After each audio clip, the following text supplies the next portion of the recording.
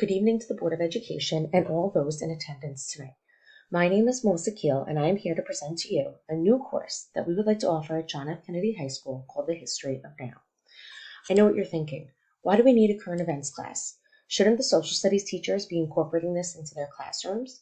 Well, the reality is, classroom teachers, especially those in Regents and AP level courses, are inundated with covering a tremendous amount of material in a very short time.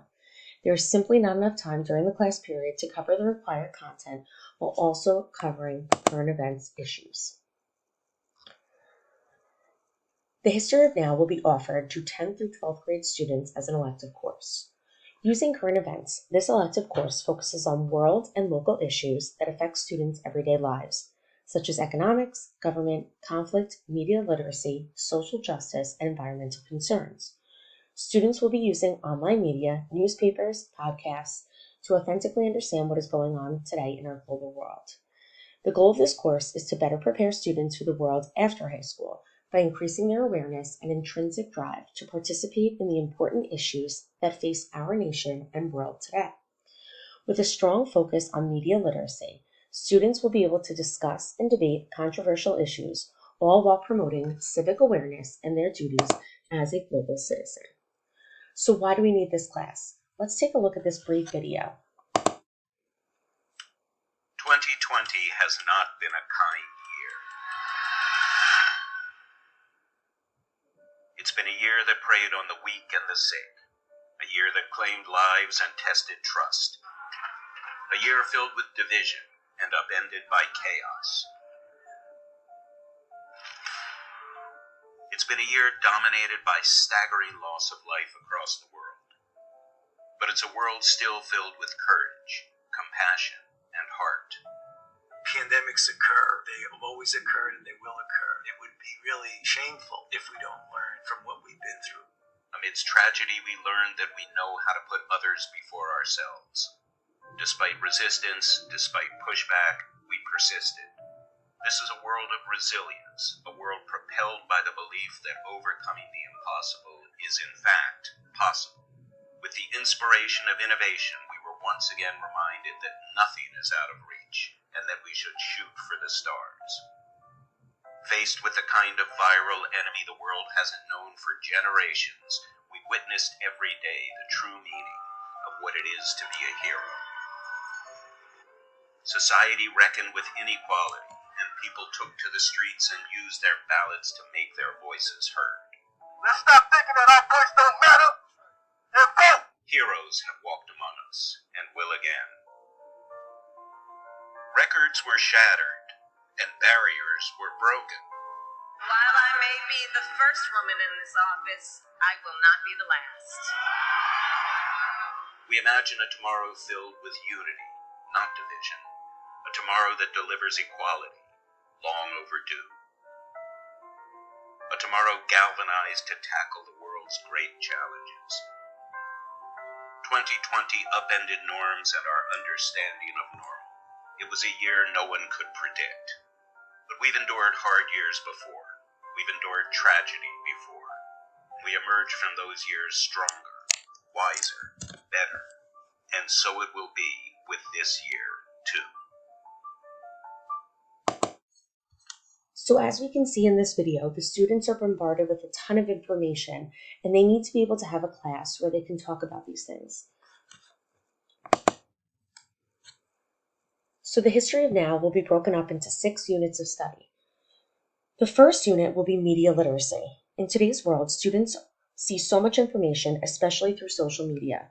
They need to learn how to be responsible consumers of that information. This unit will focus on teaching the students to identify perspectives, bias, and misleading information in the media. This unit will serve as the backbone of the course. If students do not equip themselves with the skills to discern what is real in the media, their research in the following units will be misleading. The second unit of study will focus on conflict in today's world. As we all know, conflict comes in many forms. Within this unit, students will be examining any current conflicts or wars going on around the world, what causes these wars, and how these conflicts have impacted the lives of those involved. This unit will not only include wars, but also conflicts between differing ideologies, opposing political parties, or even conflicts with nature and disease. Our third unit of study will be social justice. Social justice is by no means a new term in our society, but many would argue that we have recently seen a necessary resurgence of it. Given the events of the last year, now more than ever, we need to help create responsible citizens who wish to contribute to the solution rather than the problem. Students will use their previous knowledge and studies of past reform movements to shine a light on current social justice movements to understand the root causes, major concerns, and possible solutions to these problems. This unit will foster a collaboration within the classroom, where students will learn to listen, respect, and appreciate the voices of those victims of social injustice. It is our hope that the students will advocate for social justice reforms within their own communities through Take Action projects. In the fourth unit of study, students will be exploring the causes and effects of climate change on our global world. While media literacy, conflict, and social justice are incredibly important topics, without the world in which we inhabit, they all will cease to be issues. Through research, students will be identifying and explaining the evidence behind climate change. They will also be researching why it has been such a controversial topic, as well as how politics and governments control the narrative on climate change. Lastly, students will participate in both individual and community efforts to combat climate change. And in our fifth and sixth units of study, we will focus on politics and economics. Within the unit on politics, students will learn how our government functions and how this compares to other forms of government around the world.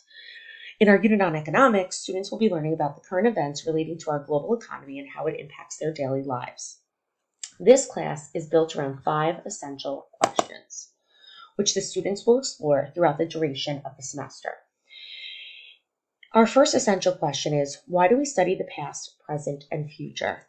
The students need to be able to make connections between past events, what is currently going on today, and what could happen in the future. For example, in their studies in their global history classes, they study many genocides that have happened in the past, like the Armenian genocide, the Holocaust, and the genocide in Rwanda. In our unit on conflict, the students can draw on past events to study why and how genocides continue to happen in our modern world. They can then brainstorm ways in which individual people can prevent these horrific events from happening in the future. Our second question, how do current events impact our daily lives? The reality is, if the students cannot make connections to what they see and learn in this class to their everyday lives, they may become disinterested and question its importance. In our class, The History of Now, students will be able to see how events of today connect to their daily lives. For example, if we were doing our unit on economics, we could bring in what just happened at the Suez Canal. When the Japanese cargo ship Ever Given got stuck in the Suez Canal recently, students probably saw a bunch of memes or videos on TikTok about it, but they probably didn't know much about it. But how did that relate to their daily lives? Did a package of theirs get delayed? These are the types of questions and events we can explore in this class to directly relate to their everyday lives. Now looking at the third and fourth essential questions. How can small actions change the world, and what is a person's responsibility to their community? Throughout this course, students will be participating in self-created Take Action projects that focus on community change. For example, perhaps the students hold a community cleanup day when completing our climate change unit, where they participate in or hold a protest about a particular social justice issue. These are only 2 examples of how the students will be able to demonstrate their knowledge of what is going on in the class and take action to change both their communities and their world. And lastly, what makes something real? As mentioned earlier, this class will focus strongly on media literacy to help students determine what they are seeing, reading, or hearing, and whether or not is real.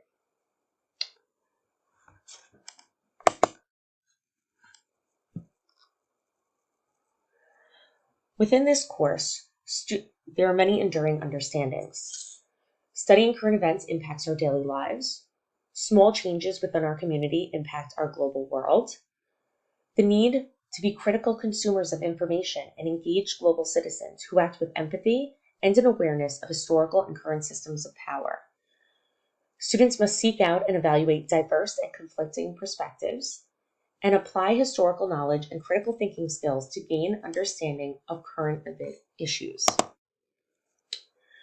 A successful classroom is one where the teacher allows the students to display their understanding of the content in many different ways. The curriculum for the History of Now makes room for many different forms of both formative and summative assessments. Research assessments are woven throughout all of the units. Students will be able to demonstrate their knowledge of current events by working on and creating both individual and group research projects. Visual products like drawings, photographs, or videos, by creating podcasts on various issues, and ultimately by creating and participating in what we call Take Action projects. Each unit will end with a Take Action project where students can pick a current events issue and create or engage in community effort to address the issue at hand. This class aligns beautifully with the New York State standards for social studies education. While there are too many standards to list, these are just a few that this course covers. Citizens should be informed about rights and freedoms and committed to balancing personal liberties with a social responsibility to others. Citizens have opportunities to both participate in and influence their communities and country. And finally, active and engaged citizens must be effective media consumers in order to be able to find, monitor, and evaluate information on political issues. The media have different venues which have particular strengths and serve distinct and shared purposes.